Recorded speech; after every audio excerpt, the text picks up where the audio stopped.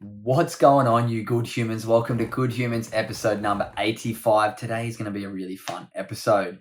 Big thank you to everyone who continues to tune in. All of our new viewers on YouTube, you're bloody legends. Everybody who is tuning in on the podcast platforms, bloody love you all. Make sure whatever platform you are on, you take a little moment of your time, hit that subscribe button. It really does help us move up the charts and really get this podcast into more ears. So be a good human, take 10 seconds of your time, hit that subscribe or follow button. Leave us 5 stars, leave us a rating, and yeah, we bloody love you long time for that. Big thank you as well to our sponsors, Drink a Repper. They're bloody legends taking care of our brains, and with so many incredible products, yeah, I think you should try it out. So they do this brain food powder that's for cognitive function. It's epic to put in your smoothies, juices, yogurt, cereal, or just chuck it through your baking. Or the other one that I've been using is their mental clarity tablet. So they have their formula in a little tablet form. Chuck one of them down your throat in the morning. Brain clarity throughout the whole day. I use it before I do my workshops, before I get on stage, or also before I record podcasts. I love getting them and getting my brain fired up. So if you want to use or try out their product, head over to drinkarepper.com. You can use code GOODHUMAN. You get a massive 25% off all of their range, which is a big discount. And go take care of your brain. Tag us on your Instagram if you use it. And would love to know all about it. All right, today's episode, Ryan Gallagher. This guy has got a wild story. He's very well known from his time on reality TV, from Married at First Sight, I'm a Celebrity, Get Me Out of Here. He's also a big comedian now, but his story is super unique. He went through such a difficult upbringing. He had a really hard family life at home.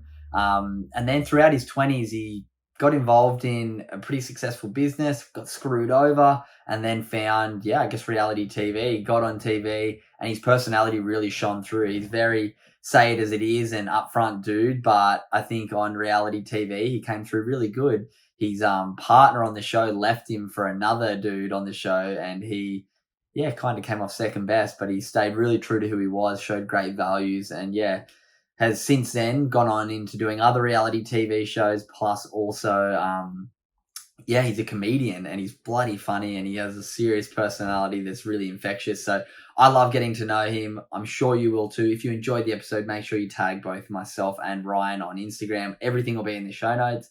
I'm excited for this chat. Let's jump straight into it. Welcome to Good Humans Podcast, Ryan Gallagher. How you going, bro? I'm bloody good, mate. It's good to finally reach out and speak to you. I got your message saying, would you do it? And I was like, fuck yeah, I would. It's a good one. Like it's a podcast that's not just about reality TV and all the other crap. It actually helps people out. Yeah, absolutely, man. I know you've had a pretty crazy journey, and we literally met about 5 minutes ago, and it's really cool. You had no idea about what I do. It was weird rocking up at your place. It was like a Tinder date. I wonder what's going to go on. And I didn't answer as well. I didn't answer the gate. I didn't know if I had to bring tools or how the bloody hell I was supposed to get inside. But here we are, man. It's great to get to know you, and hopefully this podcast can give you a bit of a platform, like you said, to share a bit more than what you're, I guess, known for in the limelight of doing Married at First Sight and now comedy. But we spoke off air real briefly just then that you've had, it's definitely some challenges along the way, and hopefully people can learn a little bit from your story. So the first question I do open Good Humans Podcast with is, what are you grateful for right now? What am I grateful for right now? I'm grateful for health. I've always looked at health as the pinnacle of what to be grateful for. I remember when COVID hit, I lost a lot of work from it, obviously, like a lot of people did. And I remember I just lost so much money, and I was down to my dumps over my savings. I was like, fuck, this is all going to go. I didn't know how long it was going to go for. I remember being at a petrol station. I was filling my car up, and I thought, Christ, I've got literally nothing coming up now. Everything's cancelled. And then I just had a sort of laugh, and I thought, well, a billionaire would probably change, if he was dying of cancer, would give every single bit of money to have your health. And that was just like when I thought, who gives a shit about money? And I sort of stopped caring. So that was like me change. COVID made me learn a lot about myself in that way. Man, that's beautiful. I think health is something that a lot of us take for granted, and something we all need to focus on. And something that is healthy is Drink a Repper, our brain fuel drink sponsor. I was telling you about them off air, but neuroscientists developed, caffeine-free, all natural ingredients, and tastes bloody good, to be honest. It tastes delicious. So we've just cracked one of them, and it's going to get our brain fired up for the chat. Are you allowed to more than one? You can have as many as you like, mate. All natural. I'll have a very good brain by doing this. Brain will be very fired up by the end. But man, let's jump into your story. So how I like to start Good Humans Podcast is to get to know I guess a bit about you from your childhood. So Yeah. where'd you grow up and what was family life like and the dynamics as a family, as much as you're willing to share? I'm on the farm now. Oh, I'll share everything. Doesn't bother me. I'm open book. I'm on the farm now, and I grew up on the farm. But back in the early days when I was a kid, I was actually born in Sydney, in a place called Canterbury. If you follow NRL, it's where the Canterbury Bulldogs are. My mum worked at the hospital there, so I was born there. And then up until I was 12, I lived in Sydney, and then we obviously bought the farm. But growing up, I had a pretty good life. It had its challenges, but I was healthy. That's one of the main things. To start with, born and raised. So I was born in Canterbury, but we lived in a place called Tilapia, which is western suburbs of Sydney. Bit of a rough old joint.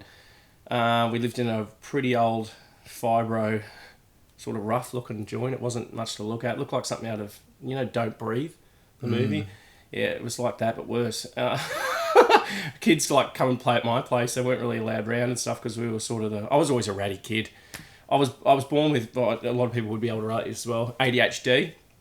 And as a young kid, I was always the ratty kid with dirt all around my face and always doing all the crap you shouldn't be doing, playing with fireworks, making sparkler bombs and all that crap. So I actually am saying it, I can understand why people weren't allowed around. But I remember shooting a firework and hitting my neighbour in the eye, and I was like, oh shit, and he had a black eye, and he was from a pretty strict family, and he was never allowed around again, so that was one gone. But yeah, growing up, I guess I had a normal sort of childhood. I had a mum, a dad, and my brother. When I was going up until 5, I had a heart murmur thingo, which turned out it was just a regular heartbeat, which I remember seeing all these machines and shit, and this hospital, which was the Royal Children's Hospital in Sydney. I remember this big whale on the roof, that's all I can remember. Hooked up to machines. But then when I was 5, my mum got diagnosed with breast cancer. And I didn't get along with my old man very well. He was always a pretty hard man and just yelling and whatnot. And I remember when I was 5, a kid that young still thinking, because I remember Mum had to go to hospital for operation stuff. We were stuck with him. And I remember his cooking was just shit house. So bad, man. Oh, fuck, it was dreadful. But when she was and I remember thinking, and this is as a kid, like if she went, I'd be stuck with him. And I remember just being in fear of that at 5 years old. And that was, my dad is a big drinker, still does dabble a bit, I think. I don't really talk to him. But yeah, my dad was, he was always at the pub, or if he was at the pub, he'd come home either happy or angry. You didn't know which one with drinking. And this is the thing with kids. They don't understand drinking because he was either in bed hungover, didn't drink and was grumpy, happy and pissed, or drunk and pissed and aggressive. And you sort of didn't know which one you were coming home to, and that's not a healthy thing for a kid. And when I was about 7, I remember having my first ever panic attack. And I remember I was going to throw up. It was there was people around or something, and I don't know what I ate, and I felt like I was going to spew, and I had a fear of vomiting, which I didn't know I had. And I had my first panic attack, and I remember being given an asthma puffer because no one knew what it was. Like when I was 7, it was sort of new. My mum didn't know what it was. She was like, he's having an asthma attack, and she's a nurse, and gave me a puffer. I remember sitting on the back stairs, and I just could not take a breath. Like I could not get a breath. And then we went to the doctors like a week later because it wasn't getting better, and he's like, I think he's having anxiety and an attack. And she's like, well, what do we do about that? And there was no really medication then for that. And they said, oh, you're going to have to see a child psychologist. And there was one, and it was in Parramatta in Sydney. Her name was Johnine Lees. I'll never forget it. And I went to her, and she figured out it was that or whatever, but I still had that fear of vomiting.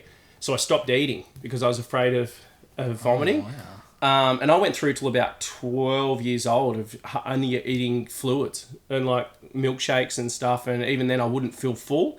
So I was like real skinny and then it was sort of like you, human coat hanger. And I wouldn't eat. So I'd wear 2 shirts. So I looked a bit thicker. I used to always wear 2 shirts. I was weird but back then. And then when I was 12, I went to, group therapy for fear of vomiting. But no, it was fear of vomiting. But every kid in that thing had something weird. I mean, vomiting's weird. Everything's weird. Someone had a fear of elevators. One had a fear of talking to people in public. There was all these different kids, and each week we did it for, I think it was 8 weeks. And each week we got given a test of things we had to do to sort of try and overcome. Like one of the kids who was a fear of being public had to go and ask someone the time. I had to eat a whole pizza. Can't vomit on something. Yeah, I had to, and then they sent me a video home. I had to watch it every day of like it was. I think they made it, but it was them tipping chocolate milk down the sink or something. It looked like they were throwing up, and I had to watch that. And then they never actually made me be sick, but they made me like eat a full pizza like towards the end, so I felt real full and stuff like that. And then it worked, and I got over it. And then I sort of still had anxiety. I've had anxiety since I was 7, every single hour of the day, every single second of the day. It was either my breathing, head spins, tingles. Like I don't know if have you had anxiety before? I find anxiety is an interesting one because the way you're describing it right now is so different to the way that I've almost heard it described from most people. Nowadays, and you'd probably, as someone who is diagnosed with anxiety, be able to say how debilitating it is, whereas some people, like, I get anxiety if I drink a coffee. If I feel like I'm forgetting something. It's a different That's not type. anxiety, that's like a bit of stress. Yeah. Well, it So is anxiety, I think. It's just brought on by something. My brain doesn't have the thing to stop it, and that's what I had to learn. I was like, I'd just be sitting in traffic in a car and just having a full-blown thing for no reason. Like, and I'm not a scared guy. Like, I'm pretty, like, tough. I'll have a crack at anything, but for some reason... Like, I bungee jumped out of a helicopter on I'm a Celeb, but I have a panic attack in a tunnel driving a car. Like, it's just weird. Yeah. It's so strange for me. And everyone I talk about, because I'm very open, I tell everyone, and I can tell if someone's having an anxiety attack because I know them so well. I can read them. Well, no, I don't know them so well, but I know the mannerisms and stuff like that. Yeah. And they're like, how the hell do you know that? And I always talk to them about it because I know every single bit of anxiety I reckon I've had the worst of the worst. Like, I've stayed in bed for 4 days. And the thing with anxiety is if you think it, it'll happen. Yeah. So if you think, oh, I can't feel the left side of my tongue, you won't feel the left side of your tongue. You're like, holy shit. And then you think something's wrong, or my foot's tingling, and straight away it'll start tingling. I'm having a stroke or something. Anxiety is so powerful in a way that just makes you feel things that aren't real. It's like tripping. I don't know what it is, but I think the fear of vomiting was a fear of choking as well. So I won't take medications. I struggle because I don't want to have... I used to have it, and I've still got it now, where I don't want to have an allergic reaction to shit. But it worked out in the end because I've never done drugs. Yeah, I've never done a pinger. I've never had a cigarette. Never had a coffee. Never had a coffee? No. I remember I was doing a radio gig at the radio station up here on the Goldie, and they brought me in a coffee, and they're like, oh, how do you have it? And I was like, oh, that's fine, whatever that is. And I was like, and I didn't drink it. Because I don't know what Red Bulls do. Same with Red Bulls. I reckon I've had like 10 vodka Red Bulls, never had a can on its own, because it just causes such bad anxiety. Yeah, wow. So that was up until I was 12, and then... And your mum got over breast cancer? She did the first one, yeah. First one, she beat that when I was younger, and then I got to 15, and my brother was an ice addict. He smoked meth and did all that business, and was always on the drugs and whatnot. And he was older? He was older, so when I was 15, he was 19. He was 4 years older. He drove a go-kart underneath a bus at our old place. We still had the place in Sydney at that point, but we were living at the farm, and he had a party there and got a go-kart out with all his drug mates, drove up the street, went straight underneath the back of a bus. It was parked, and he broke his neck, just below his neck. His spinal cord is crushed at T6, which is your nipples. He crushed the whole front of his skull, the whole side, so he's got 12 titanium plates in his head. He was in a coma for almost 2 months. Spinal rehab for 6 months, brain rehab for 6 months. He was in hospital for about 18 months all up, I think it was. But then why he was in hospital I think he'd been just got out of the coma, and he was in hospital. Mum got diagnosed with cancer again in the other breast. And I remember that was when I was like, fuck. And I just wanted to hang myself. I was like, I didn't know what to do. If I was going to lose her, I was going to lose my brother. And again, stuck with him. Stuck with your dad. Yeah. He's still the same as he was when you were younger. Oh, fuck yeah. He still is. He's just a selfish fucker. And that's why I don't like drinking, because I don't want my kids to go through that. And then seeing my brother on the drugs, I also don't want anyone else to go through that, because like I said to my parents, I'd never take drugs. I never have. Wow. That's not my thing. And I steer clear of that. But the drinking, if you can't look your own kid in the eye and think, shit, I need to change, what will? Yeah. You can't change it. I know there's a lot of parents out there, kids out there with parents who are on drugs or alcohol. The worst thing about that is I used to go to psychologists and stuff to sort of learn how to handle him, but he wouldn't go and do anything because he knew he was the problem, I think, so he avoided them. And there's a lot of kids that think, oh shit, I'm doing wrong. You're not. You don't have to adapt to these pricks. As soon as you get 18, I moved out at home when I was, I think at first point I was 16. I had to get out of there. I just had to, because he was just like demeaning. Like even like my tablets and stuff, when I started taking them, he's like, oh, go take more medication. Like he just uses those things where he's just he always has to make you feel this low. And he's done it since I was a kid, but I don't know if he sees me as like competition or what it is, but he doesn't see me as family. That's his problem. Like even you look at video photos and stuff of us, like my brother, my mum and stuff, he's sort of distant. And now I look back and I see it, but I just can't forgive him things. Like he used to come home pissed and belt the shit out of us, and it's just, you can't sort of forgive for that stuff. It's just not nice. Yeah, well, and I wouldn't do that to my kids. That's why I don't drink. Well, every now and then I'll dabble, but I don't do it now. But so that happened when I was 15, and then my brother got out of hospital when I was 16, whenever, and I pissed off. He went home because mum's a nurse and she was caring for him, sort of, because it took a lot to get him where he is now. He's still in a wheelchair, he's a paraplegic. And then when I left school at 15, I went and worked for my old man, and he had a business, and he used to just be the absolute prick of the earth to work for. I remember once we were doing a job in Randwick in Sydney, and he just left me there, and I walked from Randwick to Parramatta in work boots and stuff. I had no phone, nothing. He just left me there. I got all the way. I couldn't ring the old girl, couldn't do anything. And then when I got to 19, I said to him, I can't work with you anymore. I'm going to start my own business. And he said, well, you're not doing it here, like in the factory. And I was like, okay. So I went, I'll go start my own. And I went and started my own. And then by 24, I was fucking way bigger than he was. I had contracts all over Australia. I ended up doing work for his business. And then when I had an Australia-wide company. I was a tradie. I did security shop fronts like roller shutters. Yeah. If I'm going too quick, tell me slow down. No, I was just the ADHD. No, you do it. It's amazing. I love when someone can just go. But I just want to rewind real quickly back to what high school was like for you, because you're obviously dealing with like an older brother who's far from a role model, a dad who's far from a role model, a mum who's been sick. How did you find school? So school was fucking awful. Sorry, can I swear in here? Good, sounds good. So it was fucking awful. It was like, I also had another thing called obsessive compulsive disorder. Yeah. Forgot about that one. Fish has got that bad. Oh, right. It's clean. Loves being clean. Yeah, well, I was the opposite. I didn't like being clean, but I just had to make sure my mattress was against the wall and shit. And if it wasn't, my old girl would have an accident on the way to work. She was like a night nurse. As a kid, that was my main thing. I couldn't lose her because I'd be stuck with him. So that was obviously how my body expressed it. So I'd feel okay about it. Some people turn to Jesus. I clearly have not. And then, school was... So when I got dropped off at school, I sort of had... I don't know why, but also having anxiety at school. School psychologists and shit just knew nothing. There was no point. And with ADHD... I couldn't sit still. I was always yelling out shit in the class, and getting in trouble. I never hurt anyone, never stole anything, but I was a real ratty freaking kid. I just could not sit still. And I remember year 6, I got expelled from my first school when I was in year 4 because I just couldn't sit still and I would disrupt the other students. Went to a Catholic school, and I wasn't allowed to graduate because of the same thing. But I remember we were sitting in the principal's office, and it was mum, dad, principal and year coordinator, and they said he's been a real shit, we can't control him. And the old man said, if you don't pull your head in, you're repeating here next year. And the principal went, oh no, he's not staying here. no, I'll never. Dad's like, oh well, fucking pull your head in, you go somewhere else.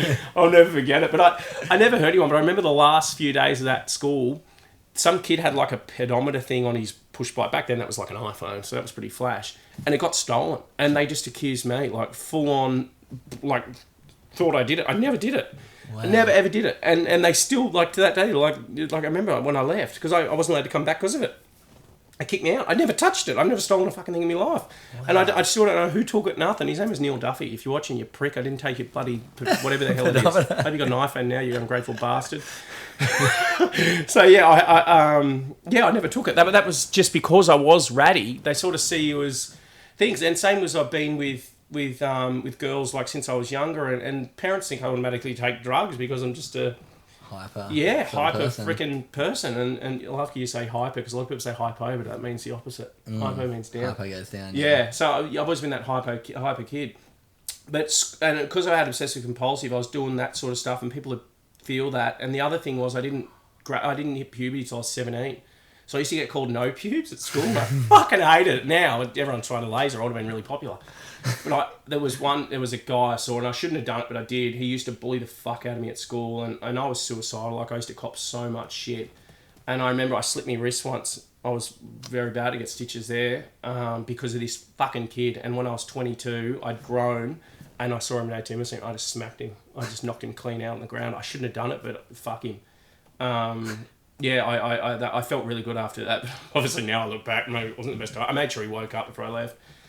He did get up. I don't know if he got money out or how much, so I can't really... I wasn't there for that long. But yeah, that was sort of like my revenge because he made so much. There's one other bloke as well that was the same, but I haven't seen him since. What sort of bullying were they... Like, what were they targeting you for? Because I was little and ratty, and I was like up to here, man. I was tiny, and I was... You talk like this? And they used to... Because they were like grown men now, they were just... It was always no pubes and shit or shut up ratty and stuff like that. And I was pretty like loud and always well spoken and stuff. So that was sort of like shut you down every time. And obviously with girls and stuff, because I was like that, it sort of made me look like I was lower, and it was sort of harder to sort of break into that. And I remember like if you wanted to be with a chick when I was like 14 or whatever, it'd be like, no pubes, it'd be like weird. Like, I shave, yeah. It was like weird stuff like that. But that was, as a kid growing up, that's like a boy, that's the type of shit that's hard to talk about, like boners and all that shit. I remember that, like looking under your arms, like, yeah, exactly. I got one. Your balls are like, yeah, I got one. Because everyone else is getting them, and I went to a Catholic school, so they were all lebos, and they were like hairy legs in year 7, and here's me fucking I graduated. I left school. I didn't graduate. I left school before my voice broke. Wow. I remember getting pulled up out the front of the school, and this was like 6 months later. I got pulled up out the front of the school, and they didn't believe that was me on the license. Because I just looked so young, and he had to ring my parents. I was there for like 45 minutes on the side of the road. He had to take photos through the thing and everything. Didn't believe it was me. He thought I was too young and I was using my brother's license or something. Eventually, he had to ring my parents. I'm like, no, that's him. Yeah, so that was school. That was school. Yeah. And then I left school at 15. Went and worked for my old man. But I remember also at school, because I had anxiety so bad when I was at school, like I used to play footy as well. I get fucking smashed when I was small. And when I felt sick, I remember my mum, because she was a nurse, she gave me like a quarter of Valium. I used to keep in my bag if I ever needed it, if I was really bad. Or I was at footy training. I'd never used it before.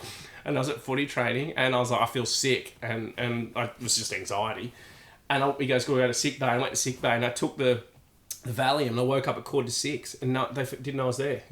I woke up and the cleaner was out in the office, and my mum had been out the front waiting for me the whole time, and she thought I must be on an excursion or something. Everyone had fucking left. Sports day, they left at 2:45. I was there for like an extra 2.5 hours. Sick bay. No one knew I was there. No one, like the staff in the bloody office and everything, all forgot. No. Because I was out. I took this tablet, I was just fucking zoned out, and it was... Oh my God. That was, yeah. And the old girl came down, she was, where were you? I was fucking in bed. But yeah, that was school. And then with work, I ended up being really fucking good at what I did with shutters. I'm with ADHD. I'm real bad where I can't read anything. I read a paragraph. I'll start with one word, get to the last, forget everything I've read. And I've tried. And that was the problem with school where they're just like, just do it. And I'm like, well, I fucking can't. Like I would if I could, but they just didn't know enough back then. And I refused to take Ritalin. And my old girl said, if you don't want to take it, don't take it. So I didn't. And so what's different about anxiety medication compared to Ritalin? Well, that's the thing. I didn't want to take anxiety medication either, and I put that off for so long. And when I got to... So this is the other thing. I went into work, did my business and whatever. My dad got diagnosed with Parkinson's when I was 27, and he couldn't get up ladders and do what he wanted to do anymore. And I spoke to Mum, and she said, well, he can't really do what he does. Can you do the work for him and do that for me? And I was like, yeah, okay. And I ended up having a meeting with my old man. I said, well, look, I'll merge my company with yours. I'll take your name because you've got 30-something years. It looks better than on mine. I'll bring all my contracts over and we'll go from there. And he's like, oh, okay. Anyway, he bought a new car without consulting me, put 70 grand into radio advertising with a bloke called John Laws, with like this code to use. No one ever rang. And spent all this fucking money. And in the end, and he wasn't listening to me. And in the end, I said, look, man, I'm going to go back on the thing. I just can't do it anymore. I'm really sorry. And he said, well, it's in my name now. And I was like, fuck. Righto, and it was right before Christmas, and I remember laying in bed for 4 days, and I was just going to top myself. I was done. I'd lost my business. I'd been working in for so long, and I was done. And I remember I was talking to an ex-girlfriend, my first ever love really, when I was like 14, 15, her mum, I was talking to her online, and I told her, and she said, "You get yourself out of fucking bed now and go to the doctor, please. Go." And she said, "I'll message you every fucking 2 minutes if you don't go." And I got up, went to the doctor, and he said, "I want you to take these." And it was mirtazapine. And I was always against medications, but I was just in such a fucking lump. I couldn't even go to bed with head spins and shit. I got banned from coming home for Christmas. He told him I wasn't allowed there. Your dad did? Yeah. Right, so you got shunned even though you'd done... I'd done nothing wrong. And the old girl was like, "I'm really sorry." Like, he was like... She was sticking up for him. He's just a fucking bully. Stuck up for him. No, she didn't stick up for him. No, she didn't stick up for him. She just said, "I can't do anything." Like, it's... because he would cause a scene. If I said, he would just cause so much stress for everyone. He wants you to feel this big. Like, he won't stop. And so I went and got the medication, and I tried it. And it was like an 8-week build-up. Because you can't just start taking it, so I had to build up on it. And at the end of that 8 weeks, I was like, holy shit, I feel fucking insane, like so good. I was like, this is the first time I have not had anxiety for like 7. Wow. And I just felt so much better. And then I just didn't feel like... I remember going to a pub with the mates that weekend, and we used to drink like Thursday, Friday, Saturday, or Friday, most Friday, Saturdays, but sometimes Thursday, Friday, Saturday, every weekend. And I remember I was with him, and I was halfway through a beer, and I put it down and said, "I think I'm going to go home. I don't feel like drinking." And I gave it up for like... That was 8 months. I gave it up for, and then... And how old were you here? 27, I think it was, 28. 28, I think I was, but there's actually one more thing. So a year before that, I got asked to do maths. I was at a place called the Pavilion in Coogee, and I was pissed as a fart. And just, so this is why you're still a year before this. So when you're working for your dad, you've merged. No, I was working for myself. Oh yeah, it was similar around that same. No, so right when you merged the business, you got asked. Yeah, probably about that. Yeah, about then, or just before I had with him, one of the other, because we weren't merged for long. It didn't last long. But I still had my business, and I was at the Pavilion, and I was pissed as a fart, and I hit on this girl, and she said, "I'm married." I said, "Oh fuck, I'm sorry." And she said, "But I'm a producer on a TV show. Would you do it?" And I was like, "Oh yeah, I'll fucking do that." And I would have said yes to anything. And then they rang on the Tuesday, and I was like, "There's no way I'm doing that. I've got a business to run. I'm really sorry." And I hung up, and then I went through the thing with the old man, whatever, and then I quit drinking. And then 8 months after I quit drinking, I was at the same place, the Pavilion Hotel, and my mate was doing pre-drinks. We was doing ices, stripping and topless waitering and shit, my heyday. And now I'm a fatagram. And I couldn't, so I was with him there, and a woman came up with a board, and she's like, "I'm doing scouting for reality." And I was like, "What is it?" And she said, "Maths." I said, "I actually got asked to do that last year at the exact same location." And she said, "Did you do it?" And I said, "Well, clearly not." Did I? Yeah, don't you work for them? Anyway. Don't you work for them? Like... Exactly. And I was like, "Oh," they turned out this was my producer as well. And I said, "No," I said no. And she said, "Well, would you do it this time?" And I was like, "You know what? I'm single now. I feel like I've never been more ready." And I'd never seen the show. I didn't know. And this is when you just had to broke, like you were kind of looking. Well, I was on the medication, and I'd been. But were you sober. looking for? Had your dad thing broken up when you got? No, so I didn't have a business really. I tried to start again with like an ABN and shit, and sort of bring like a few contracts back over. And I thought I'd done it. Like I didn't want to do it anymore. And then this hit, and I was like, boom! Like everything just hit, and I was like, all right, I'll do it. And then 3 weeks later, I was married. Wow, 3 weeks? 3 weeks later. So they actually were scouting for other people, but this Davina, who was my wife on the show, her partner had already done his suit fitting and everything, and they canned him. No, and I went on and did it. But then when I went on there, I think I was supposed to be a bit of a villain, but I remember my executive producer saying, "We didn't think you were. We thought you were a fucking idiot at first." Oh, and then, because you were full tatted then, eh? Yeah, I removed all that too. Yeah, you got it removed. Yeah, so you're like... tatted stripper. And I'm a loud fucking idiot. Like I've always like made jokes and everything. And the part of me making jokes is always because I know, I know Robin Williams has said this before, but it's so true. You sort of make people laugh because it makes you feel good seeing them laugh because you know what it's like to feel like shit. And it's real true. There's nothing more of a rush I get than being on that stage and looking down and seeing people just happy. Yeah. It's such a feeling. And if anyone's ever wanted to get into comedy, fucking do it because it just makes you... I know it's selfish, but it makes you just feel so freaking cool. We'll get to that part of the chat. Yeah. But then, so 25... Mum beat cancer again at 15. And then did maths at 28. Did that. And then I went, fuck it. When I finished maths, I wanted to do comedy. So I went to... Let's talk about maths for a bit. Maths is a good part of the story. Yeah, ask whatever you want about maths. Go. To be honest, I've had I had Jack Miller on. I don't know if you've watched any of the other seasons. No, I hate it. Yeah. But I think Jack was there was a blow up a couple of years ago about a chick who had OnlyFans, and he stuck up for his chick. Right. And he's like came across as like the really nice guy on it. And watching your season, I didn't watch much of it, but I remember sitting with Chloe and Fish one day, watching it, and they loved you because they were like, this guy's a fucking legend. He got stitched up so hard. Yeah. So do you want to talk about, like you said, they thought you were going to be the villain, but I think it's so beautiful with like the story that you've obviously just been through. You're a bit loud, you're a bit obnoxious, like I can tell from just sitting here. But I can also tell you have a big heart because of what you went through on the show, the way you handled yourself, and what you're doing now. So let's talk about what happened on the show. So you go in, you get married on the first day. Well, the maths thing was weird because I'd never actually seen the show, and a lot of people say, "Oh, bullshit." I actually hadn't. I had no idea. So you actually do, and then the producers like, "This is it. Like this is we've done all this science and shit and all this. Like they make you wear a shirt for make 7 it out nights. Like you're definitely going to be in love with this person. All the science. It's seriously. You have to wear it. So they make you wear a shirt to bed for 7 nights with no deodorant,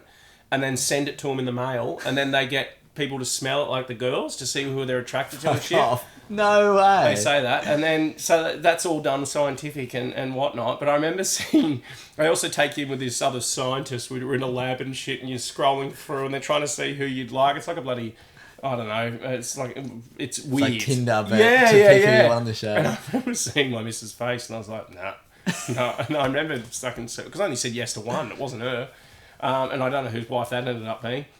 But yeah, they do all that, so you actually feel like you're going in, and I was like, fuck, this is it, like I'm getting married, and like, I was in the right time of life to do it, and I was looking for a change, and I thought, fuck, this is it for me. So I rock up, and to Gold Coast. We got filmed, we got married in the hinterland of the Gold Coast. Okay. And I rocked up with my best man, who was my best mate, and I think I was allowed to fly up 15 family and friends. That's all they gave me is like a budget. You're allowed 15. I was like, fuck, okay, that's enough, I guess. I don't know if I got more than that. So I flew them up as well. And so the next day, they pick us up in this limo and they feed you wines or whatever in the limo on the way to the wedding. And then you got to sit out the front and just wait. Like for ages. Takes yeah. and stuff No takes. Oh, no? Just they make you wait and stress you all the time. Like there's always waiting. You're never just flowing. And then next thing you know, I walk in this part and I go up the aisle. They're all staring at me. And no one's at the end yet, and I got to walk up the stand there, and I look at her side on the left, and I was like, fucking hell, that's full. Like, she's got allowed to bring as many people as she could, because she's from Queensland. And then my side's like half full, and then I looked at the first half, and I was like, who the fuck are these people? I've never seen these people in my life. And I looked like, there's 2 rows of mine. I was like, who the fuck are you? And then I thought, maybe she's got people from hers that don't sit here, but it turns out they were actors. No way. It was cheaper for them to hire. It was cheaper for them to hire them than fly mine up. So I was like, fuck it. And they were sitting at tables at the thing, and then they make me stand at the end of the aisle for 45 minutes. Friends. Yeah, I was like, g'day, Auntie Judy, Uncle Phil, fucking just like, yeah, you going, how's the kids? I didn't know who they were.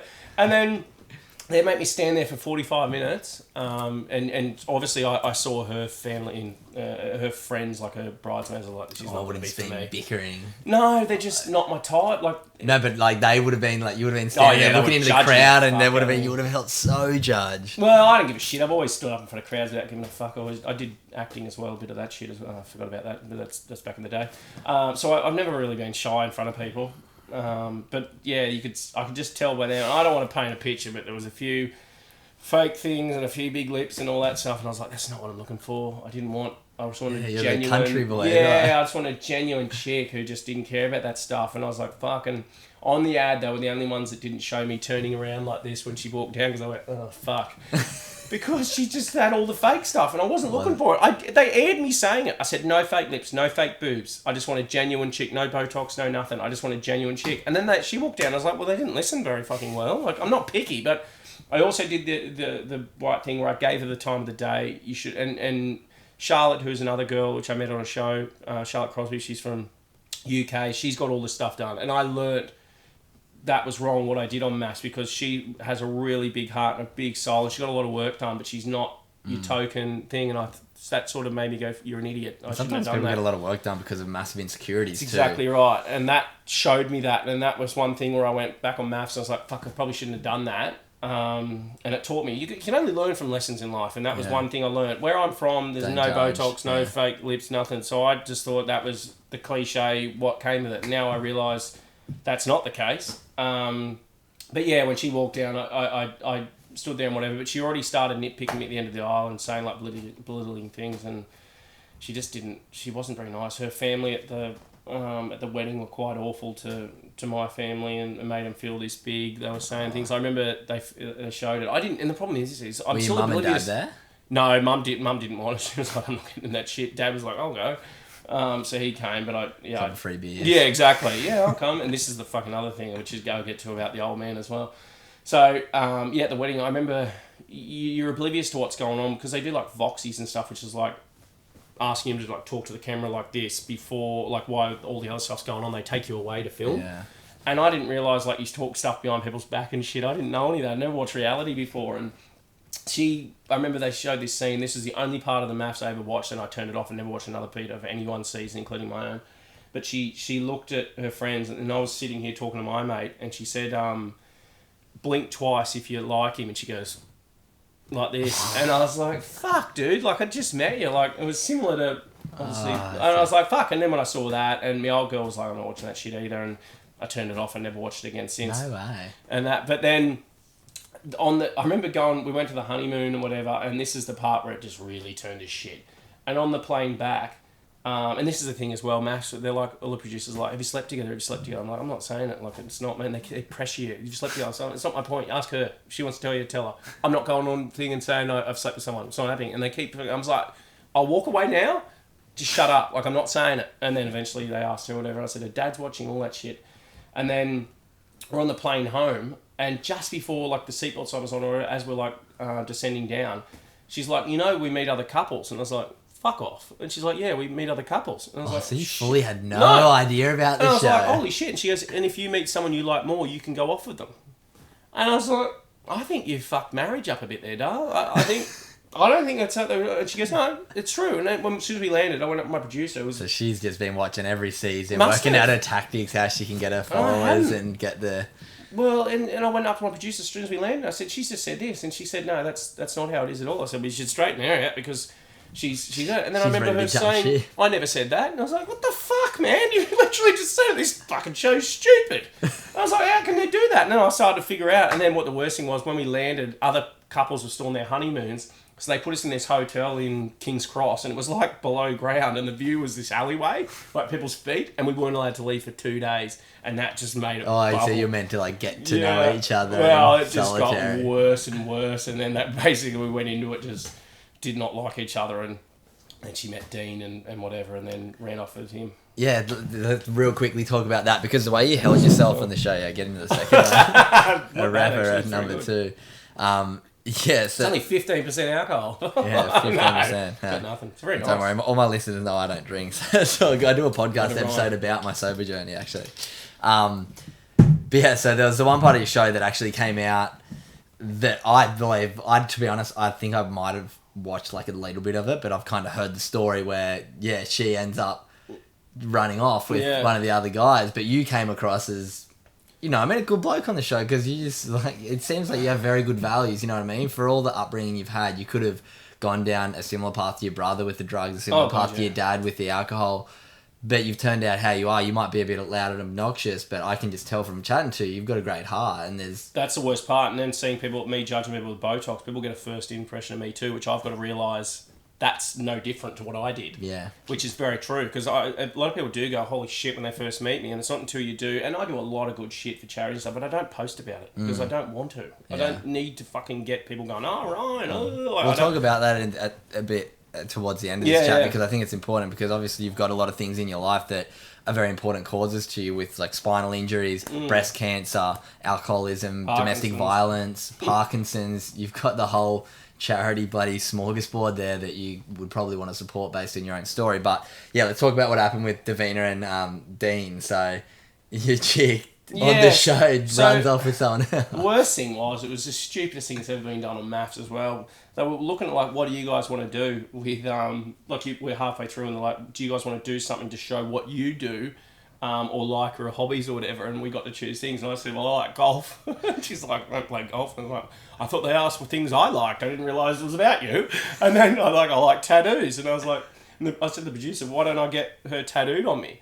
And the producer just went, yes. And I was like, all right, I'll do it. And I went After you like offer. Well, the worst thing was the day before she was on a date with Dean, and I didn't realise, and that producer knew that. And they're like, yeah, you should do that. So I got her like a mermaid here with a tattoo in it and a picture of her, and I remember getting it done. And there's a picture like online of me getting it done. You see my face like. It's like, what the fuck am I doing? But I had so many tattoos all over my body. It was just like, oh, well. But the fact that she'd been on a date, I remember I went to do a magazine shoot with Dean's wife. So we were both in this magazine. So they took us away for the date and then they had them filming their thing. So they didn't tell us. And people were like, oh, you knew. So they set that up perfectly, they took them away. It's not scripted. I genuinely did not know. You don't know. They don't do different takes and stuff. They don't bring you back. No, but like they must have known if you guys were going off like that. Like the show must have set up the photo shoot to like let them... They hear everything people are saying. So like if you're already, she's like, oh, I think Dean's okay. They're going to, of course, try and push her down that alleyway. They're not stupid. So you get a tattoo and the producer and Davina know she's hooking up with someone behind your back. Yeah, and I had to play golf, which was just awful. But yeah, I can't remember what we did for her. I can't remember what her things was. I don't know. I can't remember. But yeah, the tattoo was a bit silly. And then I found out the following night that she hooked up with Dean. I was like, good. Oh, you've still got the glad wrap over your arm. Yeah. It's infected now. So yeah, after maths, I thought I'd either just cut the whole arm off and start again. But that was the part I was like, fucking hell, I've got to really think about my choices in life. And then I said stay, and she said leave because she wanted him. And then that week we were going to our parents' house. And I was and we couldn't leave. She said stay. She said if stay. One says stay, you have to stay. So we had to go to my parents' place. So you got told about... Yeah. So she wanted to stay so she could keep catching up with Dean. The next day we were leaving to go to my parents, the farm, and see my parents. And I was like, fuck, all right. I said to the producer, she's like, you got to tell your parents. I'm not telling them anything.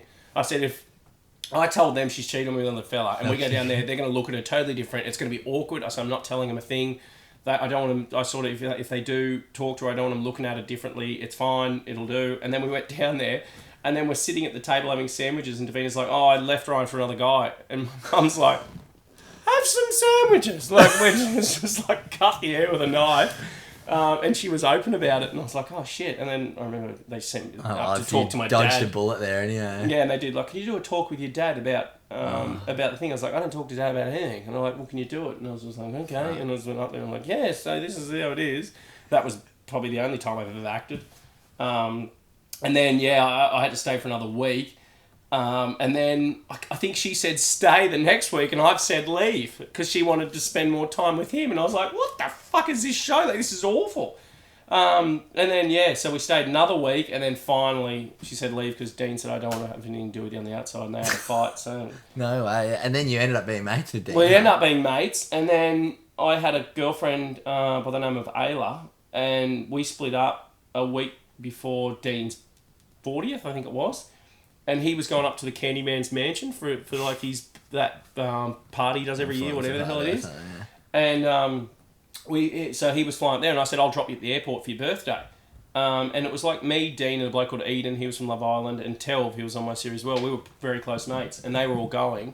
And I was like, I'm not interested in that shit, I'm not going. So I dropped Dean at the airport, and just before I got to the airport, Eden rang Dean's phone. It came up on the car speaker, and he's like, oh, you'll never guess who just messaged me, Ryan's ex. And he's like, Ryan's in the car. And he's like, oh, no, I didn't write back. And I was like, oh, mate. I said, she's probably going to this thing. Just stay away from her. Like, she's going to be trying to get back at me or whatever. And Dean's like, yeah, no, I wouldn't do that to you. Next thing you know, all these stories on their fucking posts of them, like, bum dancing on tops of the G-string on, like, getting into it. And I sent Dean a thing. I said, fuck, man. Like, it's all over your socials. I said, like, I said, can you just not do that? And he goes, oh, look, man, it's okay. It's just one of those parties. Everyone's hooking up with everyone. And I just went, fuck you all. So I blocked them all. That morning, I found out Mum had cancer for the third time, and I had a show that night in Central Coast. And I've never, ever walked on stage feeling so low on my life, but going like this. Oh. And that was the hardest show I've ever done. That was in Gold Coast. Plus, it didn't sell that well either. It was like fucking 30 people in the crowd. It was awful. It's hard when there's a small crowd. So yeah, what happened post maths? You're not going back into your work and your business is gone because your dad's cooked you. Yeah, well, and then also because I took 3 months and then off. there's a bit of a gap between when it comes out to when it airs to be able to get any of the brandy deal and profile kicks that you get from the show. Well, this is where it gets weird as well. So Channel 9, I wanted to... a bloke who worked for Channel 9 who was a producer, who was a writer for the footy show in Melbourne, he approached publicity for 9 and said, this guy's funny on the show, and would he do comedy? And she sent me an email. I was like, I've been writing jokes for like 6 years. I've always wanted to do comedy. And she's like, I'll put you in touch with him. And he's like, I'm a comedian, been doing it 30 years. I'm the writer for the footy show, I write their comedy skits and all that shit. Would you be interested in doing a tour? And I was like, yeah. And he's like, well, I've got a comedy show, festival show coming up in Melbourne. And he said, it's with Scared Weird Little Guys, Becky Lucas, all these fucking massive names. And this is before the show's aired? This is just after it finished. And I was after it aired? After it aired, yeah. And I was like, oh shit. And I was like, yeah, well, cool, I'll do that. It was 700 in the crowd. Never been on stage doing comedy in my life. And I did 8 minutes. And then when I did that, he's like, you keen to do another one? And I was like, yeah. And he goes, let's do an Australian tour. So I did every state in Australia. We sold out every one. A lot of them we did 2 shows in one night, some 3 in Perth. And sold that out. And then I had 3 shows to go because we'd sold out. We did another show because we couldn't get on that weekend. We thought we'd do it a month later. We'd do another one in Sydney, another one in Melbourne, another one in Queensland, just at the end of the run because they couldn't buy tickets. And then it was like, I think it was about 4 weeks in, about 6 weeks in. I said, when am I going to get paid? And he goes, oh, it's coming. I said, well, I just spoke to the bloke from the one up in Queensland, and he said he's already paid you. And he goes, look, it's not about the money. I said, well, I mean, it is for me. Like, I've just gone around. He said, well, contact your lawyer. I was like, what? Shit. So I got 14,000 for how many sold out shows around Australia. He owes me about 90 grand. And I just went... You didn't pay anything? I was just shaking the hand. I was too oblivious. I've always gone off shaking the hand. Like, I never did it. So I lost me, and I had a book deal. I was going to write a book about my anxiety and everything. And I had it was 40 grand up front for the book. And it was with Penguin Books. And he wanted half. And I was like, you take 20%. He goes, oh, but I organised all this. And I was like, well, that's what management do.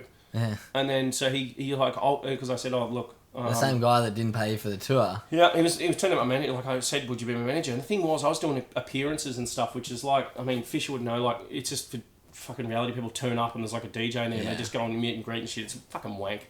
There's no talent in it whatsoever. It's just literally, how you going? At least he's DJing, has a fucking talent. Stage, yeah. It's bullshit. I've seen you on TV. That's, Yay! Well, look, so I know I'm a reality piece of shit, but they all are. I know that's horrible to say, but you don't have a talent or whatever. You just come into the light, and a lot of them just think they're just fucking movie stars, and you're not. Yeah. You're not. I know that's awful. I heard one on Kyle and Jackie O this morning, this chick like talking, like someone from a last season talking about this season. I'm like, why? What? Why did what? Oh, look, I want to do other things. Like, yes, I did comedy, but I've tried to take myself away from maths. I didn't sort of live off it. I went and did my own thing. So he did that, and then I was like, fuck. And I was doing the appearances, and I was giving him cash of I was giving him half sometimes. Of like, no, I'm honest. Here you go. And I was giving him so much money of that, and he was just sort of doing things that even. Like, I don't know, how much I was getting. Yeah, I know. And then I was like, shit. And then I didn't have a manager for like 2 months, and I wanted to do a lot of things. And I was like, and Dean had one. And I reached out to him and I said, look, I'll tell my story, what just happened. I'm sort of up shit street. What can I do? And he said, yeah, we'll come have a meeting. I went to a meeting and went on with them. And they're called Stage Addiction. They're at Gold Coast. And he's one of my best mates, Shane, now. But I've ended up leaving him recently. But I was with them for 4 years. And he picked me up out of the shit, and I again did not sign a contract with them. I just said, no, I just want to do shake the hand. It's just how it works. Yeah. I don't like that shit. I don't want legal. I don't. And that's the thing. People are like, why don't you take that guy to court? Why? Like, what's that going to achieve? I don't want him to feel like shit. I don't want to feel like shit. The one thing at night, I can sleep at night. He can't. Yeah. He knows what he's done. It's the way it is. And I also had a lot of footage from my shows that he has and I've never gotten. They were like my first ever comedy shows. I've never gotten those. But yeah, at the end of the day, I have seen him since. I saw him in a restaurant, I was walking past and I didn't go in. But look, if I saw the guy, he also gave me my start in comedy, which I now do what I love. Would I have done it without him? I don't know. So at the end of the day, I've got to look at the positive, which is that. Now I have a career and I love doing what I do. and I probably wouldn't have had it. Yeah. What's money? Money shit all. I've already spoken about that. It's a really mature and kind of What else do you do? non-spiteful mindset to have that I feel like a lot of people don't share, which is it's pretty special, man. Well, now being an adult, I mean, like I said, the kid bullied me. I decked him one when I was 22. Now I'm an adult and look at it. You've got to look at it an adult way. Yeah. Like, what am I going to achieve from going to court and suing the guy? Like, it'll probably cost me $50,000 to do it, and that's if I win. Yeah. I've got nothing in writing or whatever. What's the point in doing that when you can just move on, get on with, like he gave me a gift and sort of a start, use it. Let's talk about comedy. Yeah. What got you into comedy? And I know from somebody who gets up on stage to speak, public speaking is the most feared thing in the world, more feared than death. It is, correct. It is. Yeah, there you go. That's a good stat to throw out when you're getting a bit nervous. Well, the first ever, that one I did to 700, the one thing I was so nervous, I remember telling myself when I was 80 years old, if I get there, I want to look back, would I be upset if I didn't do this? And what does it matter if I didn't, it failed? It'd make nothing. And I don't get nervous when I walk out on stage now. I love it. But back then, that was the one thing. When I'm older, I would be disappointed if I didn't go out there. So I want to look back and be proud of myself. So I just went out and did it. And it's sort of like when you've bumped big wave surf, haven't you? You still shit yourself, don't you? Yeah. You do it because you know at the end of it, you're like, yes. Like the feeling of me walking off stage and knowing I've done a good gig is the best feeling in the world. I've never done heroin, but I assume that's what that feels like because it's a rush. It's an addictive thing, and now every comic will say that's what you're chasing. Yeah. When you walk off, and you do have some pretty shit gigs. I've had some terrible ones. Tell me a good story of a I got a bad one. This is This is a baddie. So obviously the old man's got Parkinson's, and he reached out to me and said, "Would you do Parkinson's Australia and your fundraiser?" And that's 10 minutes of comedy at the start and then MC it. And I was like, yeah. And he goes, it's in our hometown near Goulburn. And I was like, they're doing it there this year because the bloke who's on the committee is from there and they're happy to do it there. And I was like, all right. And I went and had a meeting. I said, look, just so you know, I'm not the most PC. I swear. I said, I can tone the swearing down. I said, but the jokes, there's a lot that are like, there's some rude ones. There's a lot in there. And they said, look, you just do whatever. We're fine with that. We don't mind a bit of dirty. I was like, all right. And I went up and I think I was about 8 minutes in and I was like, the worst thing was I walked in this room, there was 400 people which were between the ages of 65 and 80. And I thought, fuck them, they're not going to understand anything I'm talking about, whether it's dating apps or anything. I'm like, what's that? Yeah. And then I thought, the best thing when you do like a corporate or something, you try and find things that they can relate to or something that's about the company or something. Yeah. And I thought, all I've got is old age, death and Parkinson's. None of these are fucking funny. Yeah. And I thought, shit. And I was sitting out the back. I was like, fuck, I've got to think of something here. And I just thought, nah, I'm just going to walk out and see what happens. And I walked out. And I locked eyes with this bloke at the front. And I said, it was really good seeing everyone here with Parkinson's getting along so well. Because when I walked in, you're all shaking hands. And it just got nothing. I was like, right, I'm going back to my other shit. And afterwards, this bloke came up to me and he had like these, like, what do you call them? The strand things that come up here? Suspenders. Suspenders on. And he was a bit of a hipster. And he's like, that was rude. And I was like, yeah. And he goes, I was going to turn your sound off. And I was like, well, I'm glad you didn't. And I was like, I think I said, I wish you did.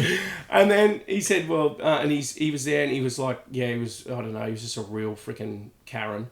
And and eventually I said to him, well, here's the notepad, you're doing it. And I walked out and my family was there. It was in my hometown, and it was awful. Oh, it was just... I remember walking down the street, and I rang my manager, and I was just laughing. I was like, that was probably the pinnacle of bottom you'll ever get. And to be honest, I've never really... I know, that was back when I was green still as well. I didn't have as much material as what I do now. Now I've got enough to sort of do corporates, which are like over the head of kids and stuff, like you can say things and things you know will work and more or better at sort of picking what to joke about and what not to. Back then I was a bit green, but it learned. I didn't care. It made me laugh. What about when you tell a joke, no one laughs? I'm like... Doesn't happen. It doesn't happen. Nah, you do these small comedy rooms to do that. So you do your jokes and I just go, well, that was fucking funny, wasn't it? Like you just make a joke and people will laugh at that. See, I need to learn some of these tricks because I have like one or two little bits of humour throughout my workshop. And like with adults... they hit every time, but you try and do it to high school kids and it's just like crickets. It's a joke. I try and make it out like it wasn't meant to be a joke and just keep going. It's things like you can say, who here's got an Xbox? And the kids go, I do. And you go, well, I've got one of those, but she hates it when I call her that. And the kids, if they're young enough, it'll go straight over their head, and the mum and dad will be there just going. But see, there's like cruise ships. I don't do cruise ships because they want 45 minutes all ages show, 45-minute adult show. I don't have enough jokes to do in front of children. I write. People know what I do, and I'm pretty.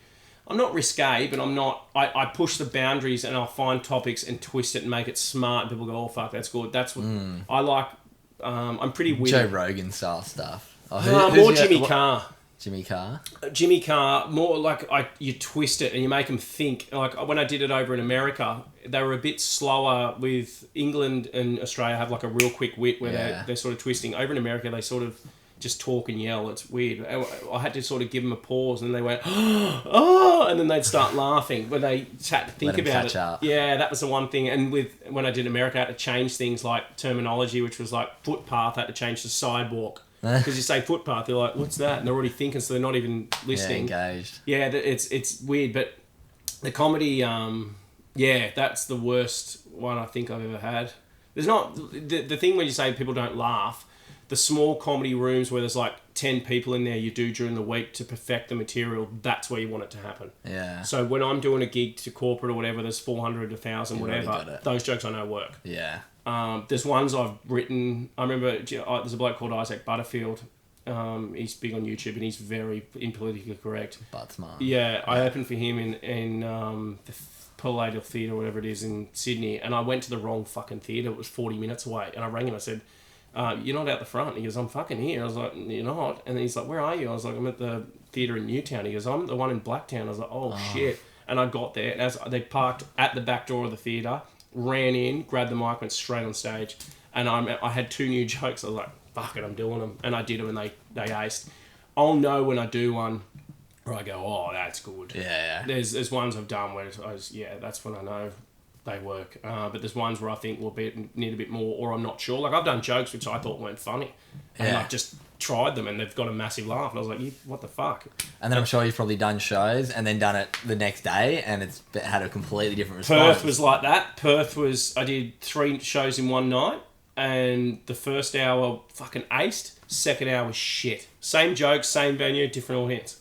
Same location of people too. Just a different audience. Yeah, same seating, just different people, and it went real bad. Third one was pretty good, but I was tired as fuck. Yeah. Doing an hour on stage was like doing an 8-hour day. Yeah, my keynotes are an hour. Yeah, like when sometimes... Do you go off here or you go off here? I have a presentation behind me, but I definitely don't read off it. It's just like I know I could literally just freestyle my whole 45 minutes. Because you've got key points which come up, so you know the order. I know exactly the order of my story with now. An hour, so I'll do it's like, so the way to describe it is like having an album where you've got the song's title. Yeah. So my joke, I'll do like 5 jokes in one, and that'll be the title. So I'll know that's where that kicks off. When I get to the end of that, I'll put that on like the reverse speaker, or sometimes on the top of the stool. It's very hard to do an hour without that shit. A lot do it, but with ADHD, I can't. Yeah, remember to speak for an hour and to engage an audience for an hour. Like that's the hardest thing. To engage people is really tough, and there's more than just what you're saying. It's the way you use your voice. It's the way you look at people. It's the way for you as well. You use the crowd. Like performance is the word. I had to learn that for a long time. Performance. One of my best mates in Sydney, in Melbourne, he's been a comedian for like 25 years. He's like performance, and he always used to say to me, he used to piss me off. And then I was like, "You're fucking dead right. You're a performer, yeah. You lose them for 30 seconds, they're gone, and they're never coming back. Yeah. They will turn off, and they'll just be like, this is, give me the shits, like I'm done. But if you keep them, and that's the hardest thing, it's always on the ball. You can't have a second to go, hang on a minute, and have a think. Yeah. You got to keep talking. Yeah. But all mine's rehearsed, really, but I'll do a lot of stuff off the cuff, and that's the best thing about doing jokes over and over. A lot of things people will... Like, it'll bring out a new thing. You'll just say something, it'll work, and you go, fuck, I've got to write that down. Yeah. But when you've got like 20 minutes to go, you're like, fuck, I've got to remember that while I'm talking. Takes your mind off it. Yeah. I was doing a gig in Melbourne just before Christmas, and I fucking said the punchline before the bloody... And I was like, fuck you, idiot. And I just went, well, there's the punchline. Didn't even fucking say the joke. Good lead in, let's go to the next one. And then moved on. And people were like, what the fuck? And that can happen. I forgot a joke... in 2008, my first tour in the Sit Down Comedy Club in Brisbane, and I remember I'd been out the night before. We did because of the open night. My manager was a massive drinker, and we went out till 5 a.m, and then our flight got cancelled at 9, and then they put us on a flight at 3 because the high winds. They cancelled all the flights, And then I landed as half an hour before my show started. So I walked in track pants in thongs, and as I walked into the doors, everyone just looked at me, and I was like, oh, fuck, everyone's here. So I didn't get to rehearse what I was doing. I was hungover. I went on stage and second joke, I just fucking forgot, and I was like, you know, it would have been really funny if I didn't fuck that joke up, and everyone just laughed anyway, and then I moved on. Taking the piss out of yourselves. Always. But all my jokes are. They're Yeah. all self-deprecating. I go on about how small my dick is. I don't even have a small dick, but I go on about how tiny it is and shit. Because a lot of people can relate. Well, it's not just that. They can't tell me otherwise. There's no one Exactly. there that can look and go, oh, he doesn't. That's Yeah. bullshit. They have to believe everything. Like, I don't do racist jokes. I don't do any homophobic jokes. I don't do anything. I can do a joke about my Asian friend. I can do a joke about my gay friend. But you can't do stuff like that. And I wouldn't do it anyway. Yeah. All my jokes are more about me and my life and around it. And like, I've done jokes about my brother in a wheelchair, and my brother and I wrote them together. Like, it's fine if they're related. If a joke's relatable to you, you can get away with it. If you're just doing jokes about black people and gay people and stuff, that's just... I mean, every comic in the place is like, what the fuck? Like, it doesn't work. And I've seen some people freaking bomb on that shit. I've seen people do pedophile jokes, and it just... Oof. It never works. I've got it's not a pedo joke, but I've got one which is fucking very well done, where it's not... It's smart, but it's just, you get them shocked where they don't see it coming. That's the part. It's not about pedophilia or anything, but it's got this bit which is like sort of it, and it's just like they go, oh fuck, and then it's funny though. It's not detrimental. It's not It's not really pedo, but it's just... Sometimes if you're bringing up a joke that's trying to bring light to a situation in a fun, you know what I mean? Like if it's like about the church or something and pedophilia, like you know what I mean? Like, but the one thing I've always said with jokes, and Buttsman's done this a few times. He had a bloke stand up when he did a joke about the Catholic Church. A bloke stood up and said, I was molested by the Catholic Church. Wow. And imagine being up there just going, fuck, and turn to shit. And then Isaac had one of the best responses I've ever heard, where he said, look, I'm sorry that happened to you. I'm really sorry that happened to you. But were you joking about the cyclists earlier? Were you joking about the women jokes earlier? And he was like, yeah. And I was like, well, you got to have everyone joke like that. You're going to have to maybe say, like, I've heard breast cancer jokes. I've heard all that. It's not something I do, but I'm not going to hate someone for it. Like it's at the end of the day, they are trying to do a joke. It's just they're not sort of, maybe they don't have the right. Some people are just starting off. They don't realise. Sometimes you can get away with a little bit just in the centre, and then if you pick it back up with a self-deprecating one, you win them back. I always start with self-deprecation, so people know I'll joke about myself before I joke about any single other person. And that's the most important thing. I've had a lady come up to me after the show in Brisbane at the Powerhouse, and she was like, I said, do you enjoy the show? And she must have had cerebral palsy. I couldn't really understand what she was saying. And I thought she said yes. And I was like, what's your favourite part? She goes, I didn't enjoy it. And I was like, oh, fuck. And I was like, oh, what? Why? And she goes, the wheelchair joke. And I was like, oh. I said, that's my brother. Like, I wrote that with my brother. My brother's a loved one. I love him more than anything. Like, it's not about people in wheelchairs. It's about that, like, he's fine with it, I'm okay with it, it's that. I said, at the same time, did you laugh at the other ones? And she said yes. And I said, well, you got to look at it that way. I said, I'm very sorry you're in a wheelchair, but I'm not joking at people in wheelchairs. It's this situation, and I wrote it with him, and he's fine with it, and that's okay with me for that. And she said, oh, you're true, okay. And she was fine with it. I didn't tell her to fuck off. I didn't say anything. We spoke it out, and this is my reasoning. And I'd never, ever go on that stage to make anyone feel shit. Yeah. My job is to make people laugh and to be happy and sometimes push subjects. And you can push it. I'm not out to hurt anyone 150%, nor make anyone in that audience feel like shit. Yeah. And that something, sometimes there's jokes with people that do that. They need to look at themselves and go, fuck, that's not even funny. And they're not. But yeah, that's the hard part with comedy now as well, is what can you say and what can't you say. Yeah, but on that, with comedy, so when I finished maths, whatever, my old man started to take an interest in my life, where he wanted to be a part of everything, booked tickets all around Australia to fly to all my events, and was staying around for the after parties and shit. And we're at this, I think it was in Melbourne, I was doing a show in Melbourne, and he said, I've got a girlfriend coming to a show in Adelaide. And I was like, what?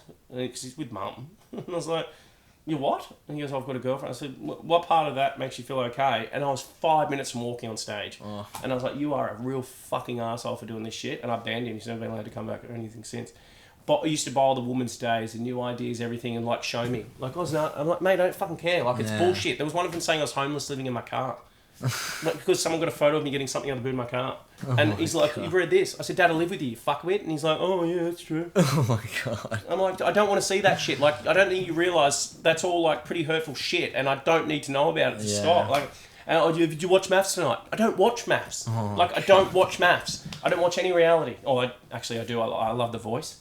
I love The Voice. I think because I get emotions from people singing when they do the things. There's things, music has helped me through my life like no tomorrow.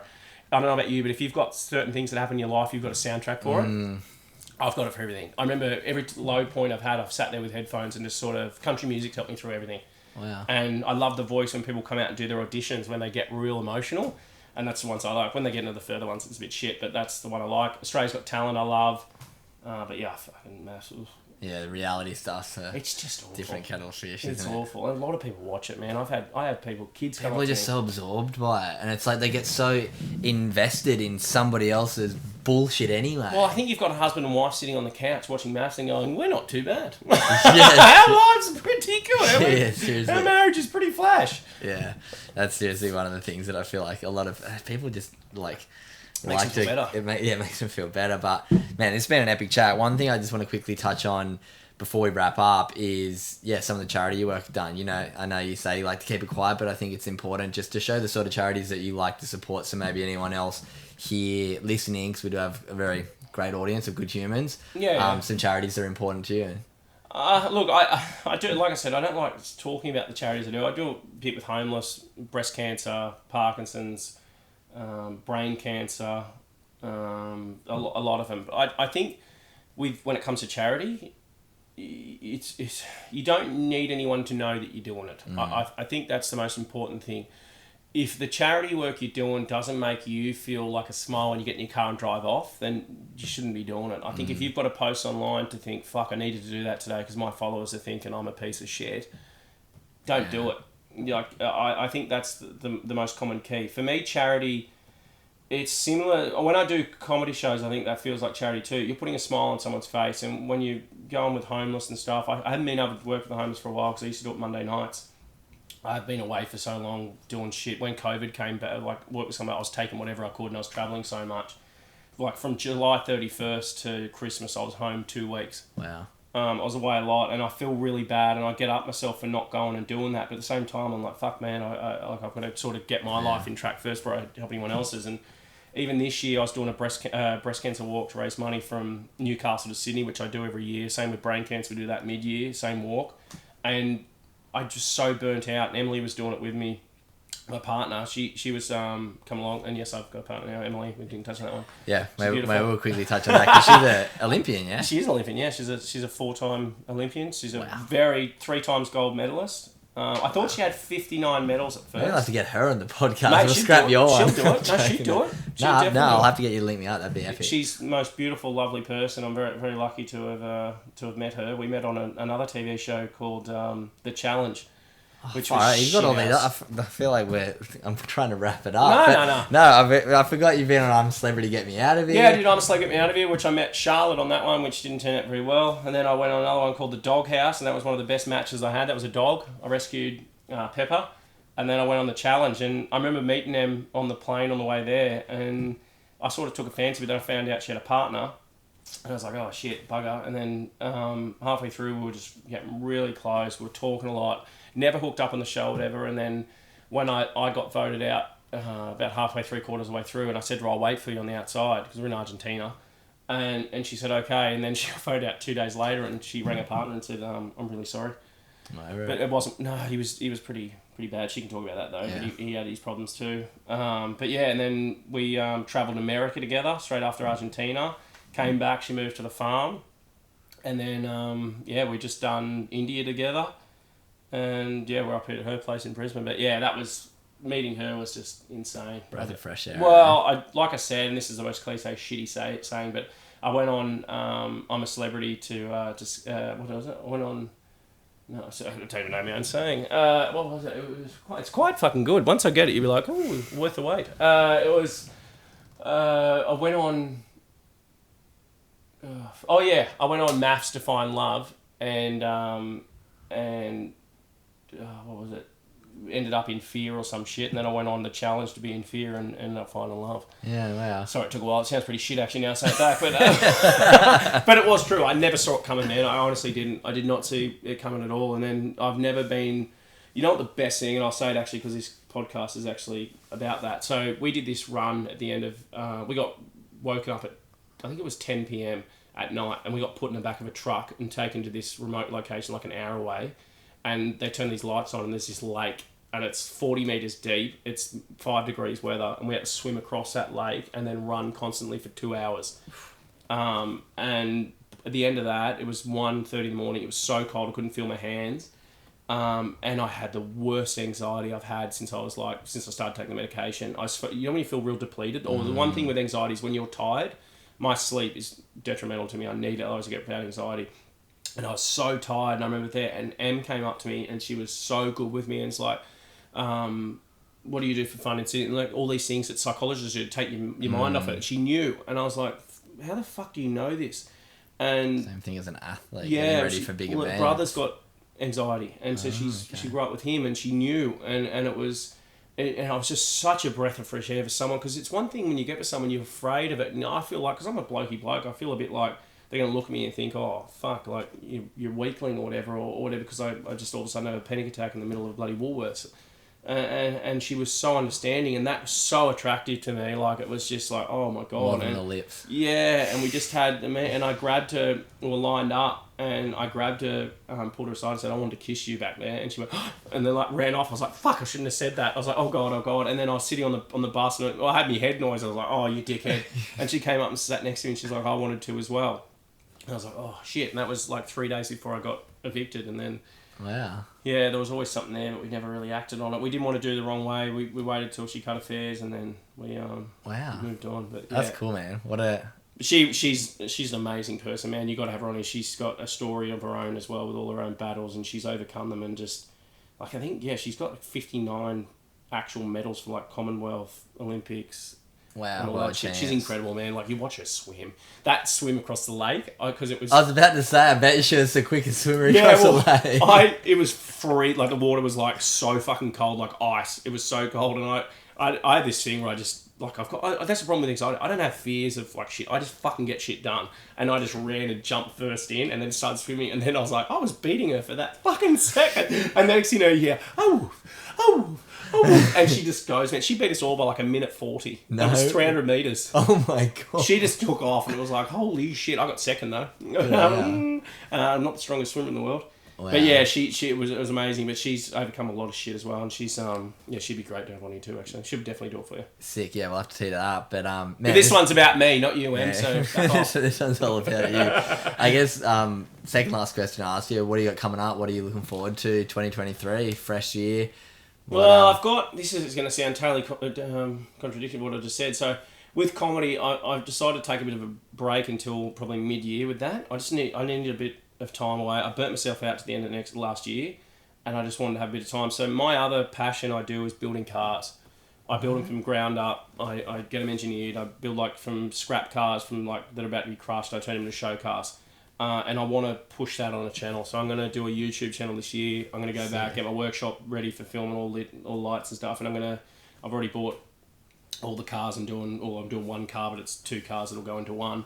And I'll start building that when I get back and start a channel. Because I watch a lot of these shows on YouTube with people that are like just a bloke in a shed, like building cars, and he's just so talented with all his stuff, and I love watching him, and they've got so many followers, and they make a living off it, and I was like, fucking, why can't I do that? Sick. And I've been doing it since I was a kid. I've always built go-karts, cars. Speak very well to the camera, like well, I'm used to that shit, and Em's like, I'll film you. So I've got that, and everyone I watch on thing has a great chick behind him who's filming for him, who puts an hour a day into sort of filming. And because Em and I live at the farm, if we're not away working or whatever, we can put in a solid day doing it, and that's 2 or 3 episodes per day. Sick. So that's what I want to push this year. That's my goal this year. Also, I'm still not drinking this year, so I've taken a year off again, not drinking. That's another one.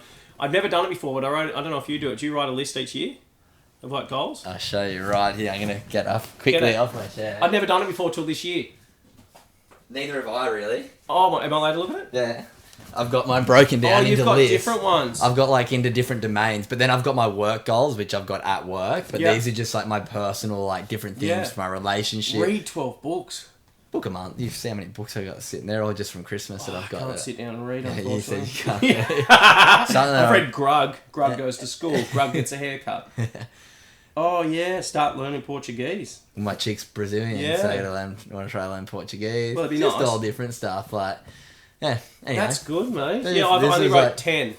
But now I think I'm going This to was do just that. like, this is way too big, probably. Not But this really. was just to like get out everything that, my mind goes like, these are all things that I think about, like, I got to be meal prepping you'll on forget if you Sunday. don't write them down. Exactly. So, yeah, I've got my little... Write it bigger. Put it somewhere. Yeah, I know. I need to like get them up on the walls. But I've got a mate of mine, Justin, who just posted his online. He's got it on a big whiteboard.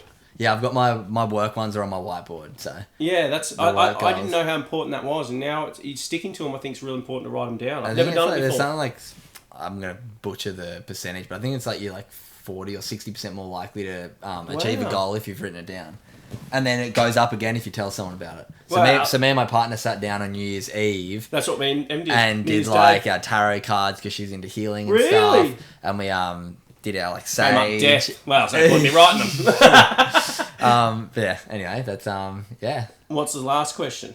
The last question. This is good because you wouldn't have heard this podcast. This is the question that I ask every single person. What does being a good human mean to Ryan Gallagher? I think being a good human is, like I said before, it's not about what other people think. It's about what you think. So if you go to bed at night being able to go to sleep, I think that's the most important thing. It's not about what Karen down the road or Jeff up the street thinks about what you do, or anyone online about all your followers or any of that shit. It's whether you go to bed at night thinking I did good today, or I helped that person, or I helped this people out, or something like that. I think that's the most important thing, and that's what I strive for. I don't strive for anyone to give me any type of good. Praise. Yeah, I don't need that shit. I don't care. I prefer to know that I put a smile on someone's face or made them laugh, and that's the main thing. Laughing's always been the other one. At school I did it. I was always the class clown. I remember having a teacher say to me, "You're never going to get anywhere being a smart ass." Well, that fucking backfired on you. She's dead now. She was old.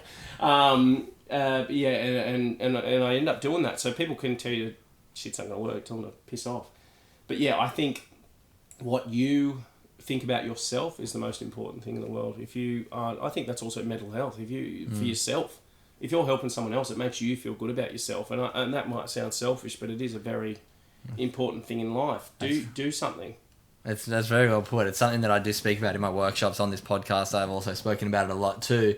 The fact that doing something kind for somebody should never be a transaction. It should be doing something kind because it's the right thing to do, and then the byproduct is it makes you feel good anyway, so you get something out of it without needing something in return. Yeah, I think, and I know there's another thing. You've ever seen everyone driving around a Ferrari and stuff. There's not many two people that drive that Ferrari that hadn't screwed someone to get there. They can't go to bed at night and sleep. If you can go to bed with a calm mind and go, I didn't screw anyone today, like that's a good feeling. There's a lot of people out there that can't go to bed like that, and that's a pretty big thing. But the sad thing is a lot of those people do go to bed fine because they're that's the bad thing narcissists. too. That's exactly right as well. My old man's one of them. That's you're dead right on I'm that. just got to empathise with those people, but Well, you never get through to them. That's the problem. Yeah. You just try and move on and just get them out of your fucking life, which is there's a lot out there. yeah.